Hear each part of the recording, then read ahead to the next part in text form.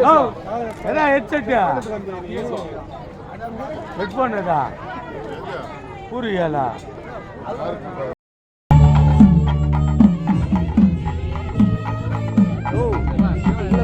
இல்ல இல்ல அவங்க நந்தவரத்தை எடுக்க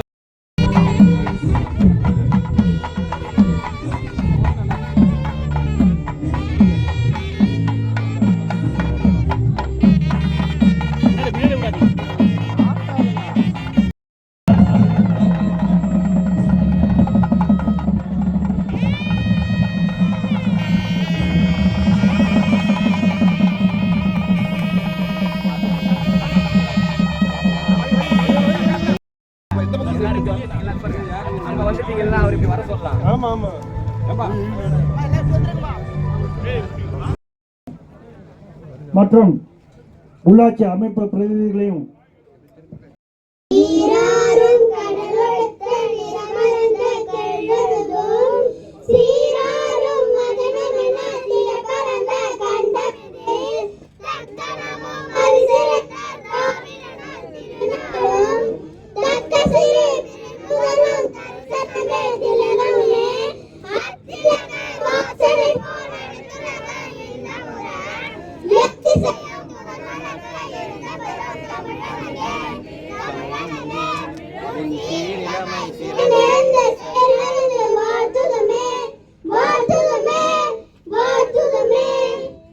ரூபாய் 12.70 கோடி மதிப்பீட்டில் புதியதாக கட்டப்பட்டுள்ள தடுப்பணையை திறந்து வைப்பதற்கு வருகை புரிந்து விழா பேருரையாற்றவிருக்கும் மாண்புமிகு நீர்வளத்துறை அமைச்சர் அவர்களே வருக வருக என்று இருகரம் கூட்டி வரவேற்கிறேன். இவ்விழாவை தலைமையேற்று நடத்தி கொண்டிருக்கும் வேலூர் மாவட்ட ஆட்சித்தலைவர் அவர்களையும் முன்னிலை வகித்துக் கொண்டிருக்கும் வேலூர் நாடாளுமன்ற உறுப்பினர் அவர்களையும் வருக வருக என வரவேற்கிறேன். மேலும் இவ்விழாவில் பங்கேற்ற இருக்கும் காட்பாடி ஒன்றிய குழு துணைத் தலைவர் திரு சரவணன் அவர்களையும் மாவட்ட ஊராட்சி குழு உறுப்பினர் திருமதி சுலோக்ஷா கிருபாகரன் அவர்களையும் ஒன்றிய குழு உறுப்பினர் திருமதி டில்லிராணி பரஞ்சோதி அவர்களையும் குகைநல்லூர் ஊராட்சி மன்ற தலைவர் திருமதி லலிதா கோதண்டம் அவர்களையும் முன்னாள் மாவட்ட அதிகாரிகளையும் நீர்வளத்துறை அதிகாரிகள் மற்றும் பணியாளர்களையும் திரளாக கலந்து கொண்டிருக்கும் குகைநல்லூர் கிராம மக்கள் மற்றும் பொதுமக்கள் அனைவரையும் வருக வருக என வரவேற்கிறேன்.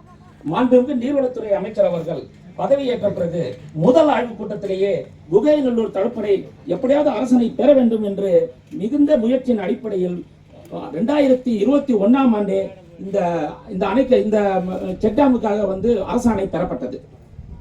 அதன் பிறகு 2022 7/12/2022 அன்று இந்த குகைநல்லூர் தடுப்பணைக்கு அடிக்கல் நாட்டப்பட்டது. நம்ம மாண்புமிகு அமைச்சர் அவர்களால் அடிக்கல் நாட்டப்பட்டது.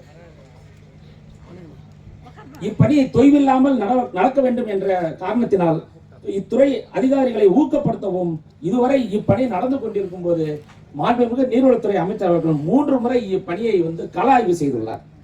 பொன்னையாற்றின் குறுக்கே தற்பொழுது கட்டப்பட்டுள்ள இந்த தடுப்பணையானது 270 மீட்டர் நீளமும் 1.5 மீட்டர் அதாவது 5 அடி உயரமும் கொண்டது. இத்தடுப்பணை வினாடிக்கு 60,000 கன அடி வரை வெள்ள நீர் ஆற்றில் வரும்போது தாங்கக்கூடிய அளவிற்கு வடிவமைக்கப்பட்டுள்ளது. இத்தடுப்பணையின் இடது மற்றும் வலதுபுறத்தில் 5 அடிக்கு 7 அடி என்ற வீதத்தில் கிட்டத்தட்ட 6 மணற்போக்கி கண்கள் கட்டப்பட்டுள்ளது. அதற்கு திருகு கதவுகளும் அமைக்கப்பட்டுள்ளது. 2 பக்கமும் புதிதாக வெள்ளக்கரை அமைக்கப்பட்டு மற்றும் தடுப்பு சுவர்கள் மற்றும் அலைக்கற்களால் அந்த கரைகள் பலப்படுத்தப்பட்டுள்ளது. தடுப்பணை முழு நீர் மட்டத்தில் இருக்கும் போது 3/4 கிலோமீட்டர் நீளத்திற்கு ஆற்றில் தண்ணீர் நிற்கும். இத்தடுப்பணையின் கொள்ளளவு 5.36 மில்லியன் கன அடி ஆகும்.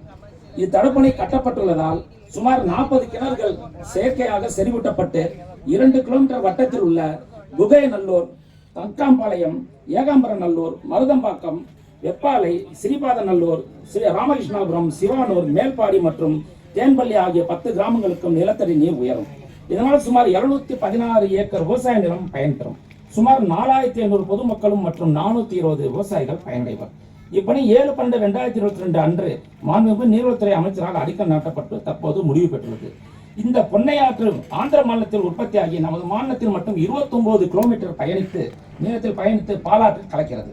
ரூபாய் 12.94 கோடி செலவில் பொன்னையாற்றின் குறுக்கே மேல்பாடியில் கண்களுடன் கூடிய தரைப்பாலம் மாண்புமிகு அமைச்சர் அவர்களால் அரசாணை பெறப்பட்டு இத்துறையால் கட்டி முடிக்கப்பட்டு கடந்த பிப்ரவரி மாதம் நமது அமைச்சர் அவர்களால் திறந்து வைக்கப்பட்டது.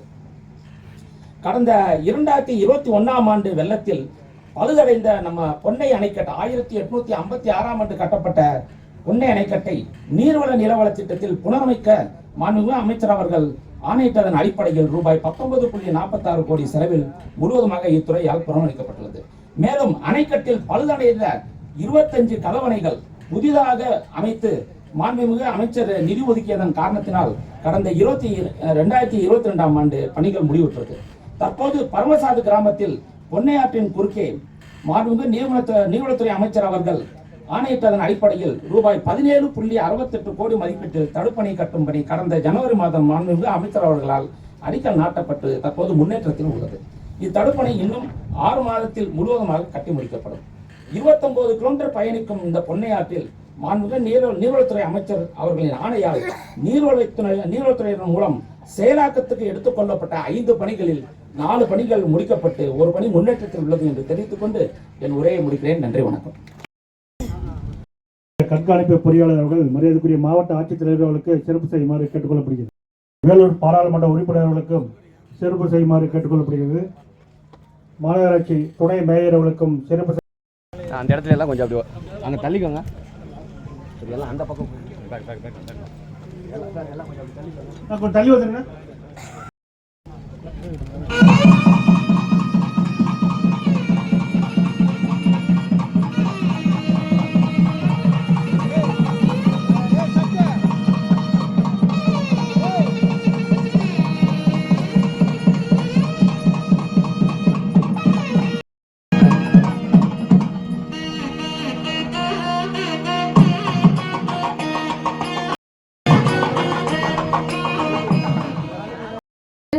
இந்த செக் டேம் மட்டும் இல்ல, எந்த ஒரு கல்லா இருந்தாலும் நம்ம அமைச்சரை தவிர வேற யாராலும் அதெல்லாம் செய்ய முடியாது.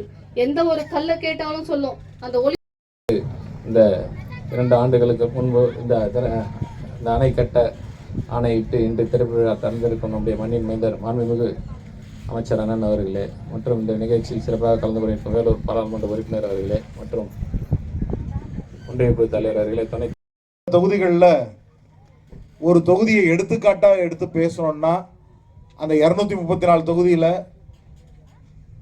நகர தொகுதி கிராமப்புற தொகுதின்னு 2ஆக பிரிச்சுக்கலாம். நகர தொகுதியில் சிட்டியில் இருக்கக்கூடிய தொகுதி பெஸ்ட் தொகுதி எதுவாக இருக்கும் அப்படின்னு பார்த்தீங்கன்னா அது தமிழ்நாட்டில் நம்பர் 1 தொகுதி கொளத்தூர் தொகுதி, முதலமைச்சரோட தொகுதி, மு.க. ஸ்டாலின் ஐயாவோட தொகுதி. அதே போல் கிராம பகுதியில் இருக்கக்கூடிய தொகுதிகளில் எந்த சட்டமன்றம் ஒரு முன்மாதிரி சட்டமன்றமாக இருக்கும் அப்படின்னு பார்த்தா தமிழ்நாட்டில் எல்லா எம்எல்ஏங்களும் கேட்டாலும் எதுனா நம்ம காட்பாடி சட்டமன்ற தொகுதி தான். அந்த அளவுக்கு பெயர் வாங்கியிருக்கக்கூடிய தொகுதி. என்ன காரணம்? அந்த தொகுதியில் ஆற்றிருக்கக்கூடிய பணிகள் என்னென்ன திட்டங்கள் எல்லாம் கொண்டு வந்திருக்காங்கன்றது தான். ஆட்சியில் இருந்தாலும் சரி இல்லாவிட்டாலும் சரி அப்பா சட்டமன்ற தொகுதிக்கு தான் முதல் ப்ரிஃபரன்ஸ் கொடுத்து எல்லாமே செய்வாங்க. அது ஆட்சியில் இருக்கும்பொழுது இன்னும் அதிகமான திட்டங்களை கொண்டாந்து கொடுப்பாங்க. ஒரே ஒரு உதாரணத்தை மட்டும் சொல்லி முடிக்கிறேன். நான் அதிகமாக பேச விரும்பல. ஆட்சி 3 ஆண்டு காலம் ஆகுது. 3 ஆண்டு காலத்தில் காட்பாடிக்கு மட்டும் சில திட்டங்கள் கொண்டு வந்திருக்காரு. இந்த 3 வருஷத்தில் மட்டும் சேர்க்காட்டில் ஒரு 12.25 கோடி ரூபாயில் ஒரு அரசு கலைக்கல்லூரி கொண்டு வந்திருக்காங்க. சேர்க்காட்டில் 14 கோடி ரூபாயில் ஒரு பல்நோக்கு மருத்துவ மல்டி ஸ்பெஷாலிட்டி ஹாஸ்பிட்டல் வந்திருக்கு. காட்பாடி கழிஞ்சூரில் மட்டும் தாராப்படவேடுன்ற ஏரியில் 28 கோடி ரூபாயில் அந்த ஏரியை புனரமைச்சு ஒரு சுற்றுலா தலமாக மாற்றிக்கிட்டு இருக்காங்க. ஷேன்பாக்கத்தில் 13 கோடி ரூபாயில் இதே போல் ஒரு தடுப்பணை, அரும்பருத்தியில் அதே போல் 25 கோடி ரூபாயில் ஒரு தடுப்பணை, குகையநல்லூரில் நாம் பார்த்துட்டு இருக்கோமே இதோ 12.5 கோடி ரூபாயில் இந்த தடுப்பணை, பொன்னை அணைக்கட்டில் புனரமைக்கிறதுக்காக அங்கே ஒரு 19 கோடி ரூபாயில் திட்டம், மேல்பாடியில் 13 கோடி ரூபாயில் ஒரு தரைப்பாலம், அதே போல் பரமசாத்துக்கு கீழே தடுப்பணை ஒரு 17 கோடி ரூபாயில் பணிகள் நடைபெற்று வருகிறது. காட்பாடி நகரத்தில் பாண்டியன் மடுகை சீர்படுத்துவதற்காக ஒரு 6.5 கோடி ரூபாய், பொன்னை மேம்பாலம் 35 கோடி ரூபாயில் இன்னைக்கு தமிழ்நாடே வியந்து பார்க்கக்கூடிய வகையில் 35 கோடி ரூபாயில் பொன்னையில் ஒரு மேம்பாலம், காந்தி நகரில் கிட்டத்தட்ட அங்கன்வாடிகள் எல்லாம் நடத்தக்கூடிய இடத்துல கிட்டத்தட்ட 1 கோடி ரூபாயில் கடைகள், இன்னும் காட்பாடி ரயில்வே மேம்பாலம், இந்த மாதிரி அடுக்கிக்கிட்டே போகலாம். நான் சொன்னது கோடிக்கணக்கில் இருக்கக்கூடிய திட்டங்களை மட்டும் சொல்லியிருக்கேன். இன்னும் லட்சத்தில் போனால் அது இன்னும் பேசி முடிக்கிறதுக்கு 1.5 மணி நேரம் மூச்சு வாங்க நான் படிக்கணும். இவ்வளோ திட்டங்களும் ஒரு சட்டமன்ற தொகுதிக்குள்ள வந்திருக்குன்னா அது காட்பாடியில் மட்டும்தான் சாத்தியம். அதை நம்ம அமைச்சர் அவர்கள் கொண்டு வந்திருக்கிறது. திட்டங்களை எப்படி கொண்டு வருவார்ன்றத சொல்றேன். நானும் ஒரு நாடாளுமன்ற உறுப்பினராக இருக்கேன். எனக்கு 6 சட்டமன்ற தொகுதிகள் என்னோட கீழே இருக்கு. ஆனாலும் கூட நான் ஏங்கிக்கிட்டு இருந்த காட்பாடி ஒன்று நம்ம கிட்ட இல்லாமல் போயிடுச்சேன்னு சொல்லிட்டு தான். ஏன்னா 6 சட்டமன்ற தொகுதிகளை நாங்கள் என்ன பண்றோமோ அதை ஒரே தொகுதியில் பண்ணிட்டு போயிடுறாரு. அது மட்டும் இல்லை, இந்த ஊருக்கு வரும்பொழுதெல்லாம் இங்க என்ன பண்ணணும், அடுத்த பஞ்சாயத்துக்கு என்ன பண்ணணும், அந்த பஞ்சாயத்துக்கு என்ன பண்ணணும்னு கேட்கறது இல்லை, சொல்லி செய்ய வைக்கிறார். ஏன்னா அந்த அளவுக்கு மக்களோட மக்களாக ஆண்டாண்டு காலமாக பழகிட்டு இருக்கார். இன்னும் ஒரு விஷயத்த சொல்லணும்னா, எங்க அப்பா தான் அவரு. ஆனாலும் கூட அவருக்கு எது முதல்ல, குடும்பமா மகனா இல்ல காட்பாடி தொகுதியான்னு கேட்டா அவர் முதல் சொல்றது எனக்கு காட்பாடி தொகுதி தான், 2வது தான் என்னோட குடும்பம்னு நெத்திடி அடிப்பாங்க. அந்த அளவுக்கு காட்பாடியோடு ஒரே விஷயம் தான் அவங்க சொல்றது திருப்பி திருப்பி. எப்படி உங்களால மீண்டும் மீண்டும் இந்த காட்பாடி சட்டமன்ற தொகுதியில மீண்டும் மீண்டும் உங்களால வெல்ல முடியுதுன்னு கேட்கும் பொழுது சொன்ன ஒரே ஒரு தாரக மந்திரம் ஒன்று மட்டும் தான். இந்த காட்பாடி தொகுதியை நீங்கள் எல்லாம் தொகுதின்னு தான் பாக்குறீங்க. ஆனா நான் காட்பாடி தொகுதியை தொகுதின்னு என்னைக்குமே பார்த்ததில்லை. என்னை வாழ வைத்திருக்கக்கூடிய திருக்கோவில்னு தான் நான் சொல்லுவேன். காட்பாடி என்னுடைய கோவில், வாக்காள பெருமக்கள் தான் நான் வணங்கக்கூடிய தெய்வம்னு மேடைக்கு சொல்லி அதையே வாழ்நாளில் செய்து இருக்கக்கூடியவர் தான் அமைச்சர் அவர்கள். இன்னைக்கு இந்த திட்டங்களை கொண்டு வந்திருக்காங்க. இன்னும் நிறைய திட்டங்கள் காட்பாடி தொகுதிக்கு வர இருக்கிறது. இதுக்கு எல்லாத்துக்கும் காரணம் திராவிட மாடல் ஆட்சியை நடத்தி கொண்டிருக்கக்கூடிய நம்ம முதலமைச்சர் அவர்கள். இவங்க கேட்க, அவங்க கொடுக்க இன்னைக்கு திட்டங்கள் நடந்துகிட்டு இருக்கு. இதுதான் விஷயம். நிறைய பேர் போய் கேட்பாங்க, ஆனா கேட்டு நடக்காது. ஆனா இவர் அப்படி இல்லை, பக்கத்திலே உட்கார்ந்து தம்பி முதலமைச்சர் தம்பி ஸ்டாலின் தம்பி இதை பண்ணி கொடுங்கன்னு கையிலேயே பெட்டிஷன் கொடுத்து பணத்தையும் வாங்கி திட்டத்தையும் வாங்கி கொண்டு வந்து கொடுக்கிறார். ஆகையால காட்பாடியில் உண்மையிலே நாம் எல்லாம் இருப்பதற்கு கொடுத்து வைக்க வேண்டும் என்று கேட்டுக்கொண்டு வாய்ப்பளித்த அனைவருக்கும் நன்றி கூறி விடைபெறுகிறேன். நன்றி, வணக்கம்.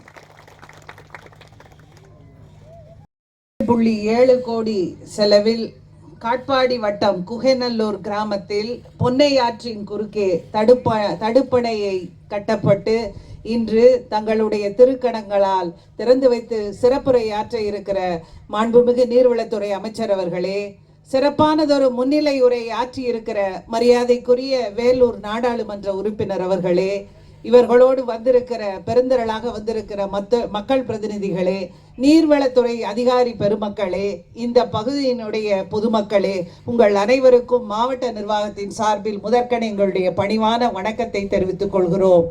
ஒரு பகுதியிலே தடுப்பணை கட்டும் பொழுது அந்த பகுதியில் உள்ள குடிநீர், அதாவது கீழே உள்ள கிரவுண்ட் வாட்டர் ரீசார்ஜ் ஆகும். இந்த பகுதியில மழை பெய்யும் பொழுது 3/4 கிலோமீட்டர் அளவுக்கு நீர் நின்று, அதனால் இந்த பகுதியில் உள்ள சுத்தி இருக்கிற 10 கிராமங்களில் 750 ஏக்கர் விவசாய நிலங்களில் நீர்ப்பாசன வசதி செம்மையடையும் என்று இங்கே நம்முடைய நீர்வளத்துறை அதிகாரிகள் சொல்லி இருக்கிறார்கள்.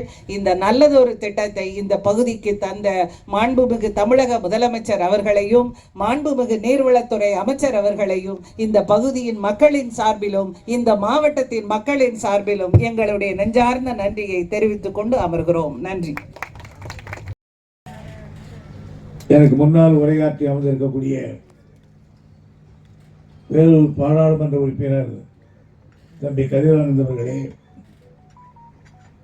நிகழ்ச்சியிலே கலந்து கொண்டு உரையாற்றி அமர்ந்திருக்கக்கூடிய நீர்வளத்துறை ஐயா அவர்களுக்கும் மரியாதைக்குரிய மாவட்ட ஆட்சித்தலைவர்களுக்கும் பாராளுமன்ற உறுப்பினர்களுக்கும் மற்றும் பொதுமக்கள் அனைவருக்கும் நீர்வளத்துறை சார்பாக நன்றியை தெரிவித்துக் கொண்டு இறுதியாக நாட்டு பெண் அனைவரும் எழுதியிருக்குமாறு பணி என்புடன் கேட்டுக்கொள்கிறோம்.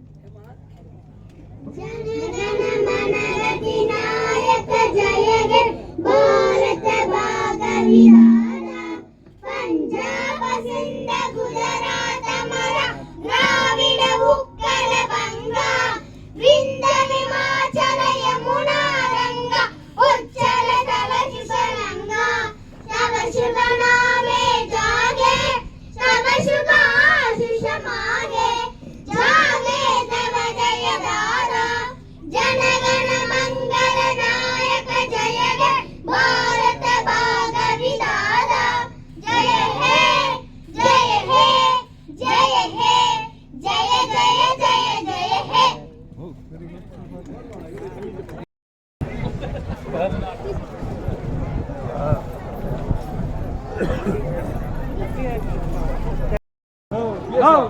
என்ன ஹெட்செட்டு ஹெட்ஃபோன் புரியல